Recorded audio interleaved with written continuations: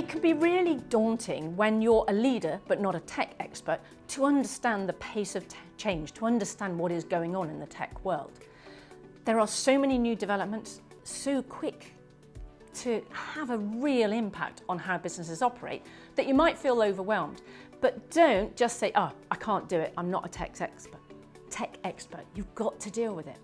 For example, what I try to do is, have a little play with AI almost every day or whenever I can fit it in. How does it work? What happens if I put a question like this? What happens if I put a question like that? Does it give me the answer that I'm expecting? I also talk to connections. I meet lots of people both online and in real life. And some of them might be tech experts working for software companies. And I say, well, look, can you give me a demo of that software? Or can you explain more about how that software works and how it would help an accountancy firm? So it's building my knowledge all of the time.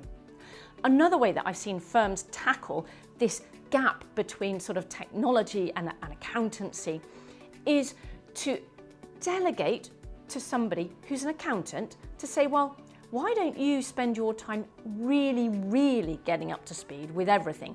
So almost becoming a tech expert, but from an accounting background rather than the other way around. So they give authority, they tell the person, perhaps a manager, perhaps a partner, okay, spend time, investigate, go and see lots of demos of software, go to all the shows, understand how technology is developing. And that person or those people become really deep experts. And you might say, yeah, but they're still not me as the leader. How does that work? Well, then you've got, if you like, your right-hand man or your right-hand woman, and you can ask them, okay, what do you think about this? You'll need to include them potentially in board meetings when you're discussing technology developments, when you're discussing, should we implement this AI solution or that robotic process and automation solution?